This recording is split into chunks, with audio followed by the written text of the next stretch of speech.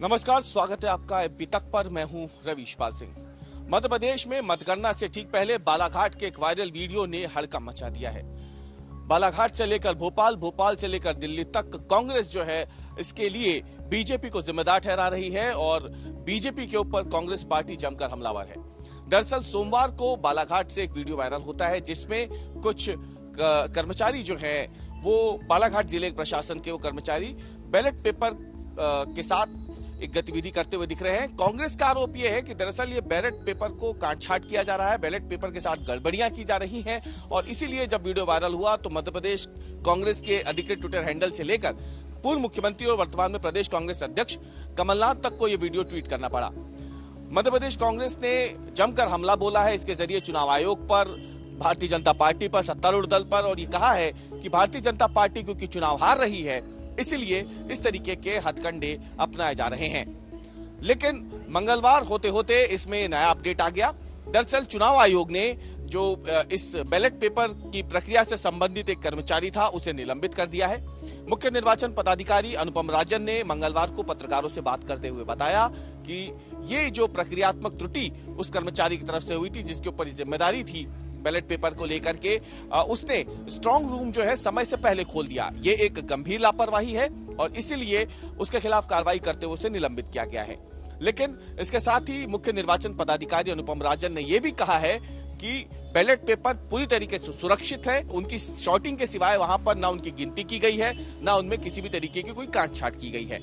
जरा सुनिए मुख्य निर्वाचन पदाधिकारी अनुपम राजन को बालाघाट के वायरल वीडियो पर वो क्या बोल रहे हैं। बालाघाट में कल स्ट्रांग रूम खोल करके निर्धारित समय पे और पॉलिटिकल पार्टी के प्रतिनिधियों की उपस्थिति में जो पोस्टल बैलेट थे उनको विधानसभावार छंटनी का काम किया गया, जिसमें बैहर, लांजी, कटंगी, परसवाड़ा, बारासिवनी सभी के अलग अलग बंडल बनाए गए। इस प्रक्रिया के दौरान ये आभास हुआ कुछ पॉलिटिकल पार्टी के लोगों को कि मतपत्रों की गिनती हो रही है। कोई मतपत्रों की गिनती नहीं हुई है, कोई भी पोस्टल बैलेट खोला नहीं गया है, सिर्फ उनकी विधानसभावार छंटनी की गई है और उनको अलग अलग झोलों में या बैग में रख करके पुनः सील कर दिया गया।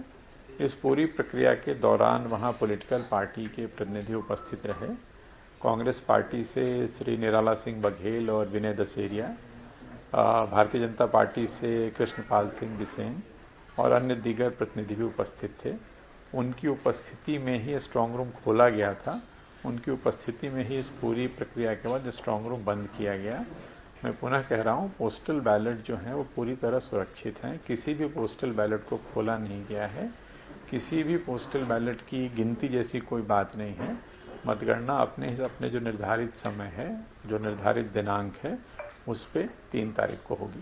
सर, अधिकारी को सस्पेंड किया गया है सर, जो साहब किया गया को सस्पेंड किया गया किस आधार पर? जो प्रक्रियात्मक त्रुटि है, जैसे 3 बजे का समय था, बट नोट जो स्ट्रांग रूम खोला गया वो 1:30 पे खोला गया। जो सूचना एक तरह से जो सॉर्टिंग करी गई, जो छंटनी का काम किया गया, उसकी सूचना सही तरीके से यदि सभी जनप्रतिनिधियों को दी गई होती तो ज़्यादा बेहतर ढंग से ये काम होता, इस तरह का कन्फ्यूज़न नहीं होता। तो ये जो प्रक्रियात्मक त्रुटि हुई है उसके परिप्रेक्ष्य में जो जांच प्रतिवेदन प्राप्त हुआ है जिले से, उसके आधार पे कर्तव्य निर्वहन में जो लापरवाही रही है उसके लिए जो जबलपुर संभाग के जो आयुक्त हैं उनके द्वारा जो नोडल ऑफिसर थे उनको निलंबित किया गया है। तो आपने सुना अनुपम राजन को, और अनुपम राजन जो है वो साफ तौर पे बता रहे हैं कि बैलेट पेपर के साथ कोई छेड़छाड़ नहीं हुई है। लेकिन कांग्रेस अभी भी इस पूरे मामले को संदिग्ध मान रही है। कांग्रेस ने साफ कहा है कि छोटी मछली के ऊपर तो कार्रवाई कर ली गई है, लेकिन इस पूरी घटना के लिए, इस पूरी लापरवाही के लिए जो बड़े अधिकारी जिम्मेदार हैं उनके ऊपर कोई एक्शन अब तक क्यों नहीं हुआ। कांग्रेस ने बालाघाट के कलेक्टर और एसपी को हटाने की मांग की है मुख्य निर्वाचन पदाधिकारी से। कांग्रेस के जेपी धनोपिया ने सोमवार को ज्ञापन भी दिया था इस पूरे मामले में मुख्य निर्वाचन पदाधिकारी को। आज उन्होंने एक बार फिर से हमला बोला है और इसके साथ ही उन्होंने बालाघाट के कलेक्टर और एसपी पे भी कार्रवाई की मांग की है। ये इतनी छोटी बात नहीं है जितने तरीके से मुख्य निर्वाचन पदाधिकारी अनुपम राजन जी बता कर रहे हैं। मामला ये है साफ तौर पे कि गाइडलाइन में क्लियर लिखा हुआ है जो निर्वाचन आयोग की है कि मतगणना दिवस के एक दिन पूर्व 3 बजे सारे प्रत्याशियों को सूचना करके बुलाया जाएगा और वो आए या उनके प्रतिनिधि आए, उनकी उपस्थिति में जो पोस्टल वोट जो ट्रेजरी में रखे गए हैं वो ले जाए के काउंटिंग स्थल पर रखे जाएंगे, जिससे कि सुबह काउंटिंग करने के लिए उपलब्ध हो जाए। और वहाँ पर काउंटिंग स्थल पर ले जाकर भी वहाँ पे स्ट्रांग रूम जो ईवीएम के उनको नहीं खोला जाएगा, इनके लिए अलग से एक स्ट्रांग रूम बनाया जाएगा, उसमें रखा जाएगा। इन्होंने तो शुरुआत में अपना कर लिया, क्योंकि जानकारी ये है कि वहाँ के जो कलेक्टर हैं और एसपी हैं वो वहाँ पे गौरीशंकर बिसेन जो 3 महीने के लिए अस्थायी रूप से मंत्री बने थे, उनके दबाव में है, उनके साथ काम कर रहे हैं, उनके साथ 2 घंटे मीटिंग करते हैं, उनके षड्यंत्र के ऊपर किया जा रहा है। कल छुट्टी का दिन था, कहाँ से इतनी डाक आ गई भाई? झोलों में भरी हुई है, बक्सों में भरी हुई है, इससे षड्यंत्र किया गया है। उस पर कलेक्टर से दोषी है और कलेक्टर के निर्देश पर ही कार्रवाई की गई है। एक छोटे से प्यादे को, नोडल ऑफिसर पटवारी को, किसी गवर्नर को आप सस्पेंड कर देंगे, इसका मतलब ये नहीं सारी घटनाओं से आप मुक्त हो जाएंगे।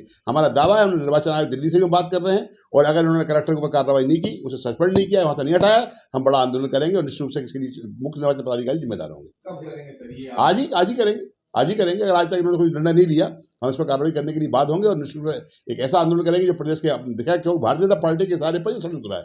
आप सबको मालूम है कि पोस्टल वोट उन लोगों के होते हैं जो चुनाव ड्यूटी पर शासकीय कर्मचारी होते हैं, और जैसा कि मध्य प्रदेश का आज माहौल बना हुआ है कि सारे शासकीय कर्मचारी भारतीय जनता पार्टी की सरकार के खिलाफ है, चाहे वो पुरानी पेंशन योजना को लेकर हो, चाहे उनकी डीए के हो, सारी बहुत सी चीजों को लेकर। तो एक असंतोष की भावना के कारण सरकार को लगा कि हमें वोट मिलेंगे नहीं, उलझाओ उनको, वोटों को परेशान करो, काटापीटी करो।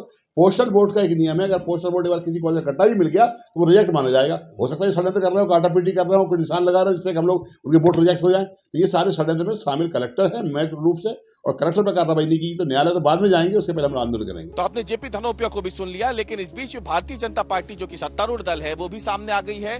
भारतीय जनता पार्टी ने साफ कहा है कि दरअसल जिस बात को लेकर के कांग्रेस के नेता खुद ही, जो स्थानीय नेता है बालाघाट के, वो मान चुके हैं कि दरअसल ये भ्रम की वजह से गलतफहमी हुई थी, और इस गलतफहमी के बाद ये जब वीडियो वायरल हो गया, लेकिन जब जो संबंधित अधिकारी है उन्होंने बात की, उन्होंने सारी प्रक्रिया के बारे में समझाया, तो फिर कांग्रेस के स्थानीय नेता भी इस बात को मान गए कि वहां कोई गड़बड़ी नहीं हुई है।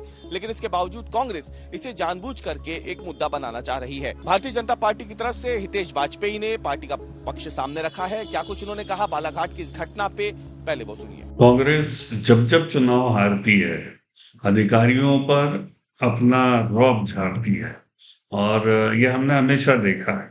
तो आज कांग्रेस के जितने भी सर्वे उनके आ रहे हैं वो उनके दुर्भाग्यजनक हैं उनके लिए। तो स्वाभाविक है कि वे कहीं ना कहीं एक एलिबाई क्रिएट कर रहे हैं, एक दबाव बना रहे हैं मतगणना से पहले अधिकारियों के ऊपर। और कहीं पर यदि कांग्रेस के नेता गड़बड़ी भी करें चुनाव के मतगणना में तो कोई आश्चर्य की बात नहीं है। इसके अलावा मुझे नहीं लगता कि कोई राजनीतिक ये विषय है, ये पूर्ण रूप से चुनाव आयोग का जो एक स्वतंत्र संस्था है उनका विषय है और शिकायतकर्ता का विषय है। लेकिन कांग्रेस का व्यवहार दुर्भाग्यजनक है। तो आपने देख लिया, मुख्य निर्वाचन पदाधिकारी अपनी बात बता रहे हैं, कांग्रेस अभी भी उनके ऊपर हमलावर है, तो वहीं भारतीय जनता पार्टी कांग्रेस के ऊपर हमलावर है। कुल मिलाकर के देखा जाए तो 230 विधानसभा सीटों के लिए 17 नवंबर को जो मतदान हुआ था, सभी प्रत्याशियों की किस्मत बैलेट पेपर और ईवीएम में कैद है। बैलेट पेपर की हालांकि आपको बता दें कि वोटिंग जो है वो 2 नवंबर तक जारी रहेगी। जो कर्मचारी, जो शासकीय कर्मचारी वोट नहीं दे पाए थे चुनावी ड्यूटी के चलते, उनको बैलेट पेपर के जरिए वोट डालना होता है, या फिर जो सर्टिफिकेट होते हैं उसके जरिए वोट डालना होता है।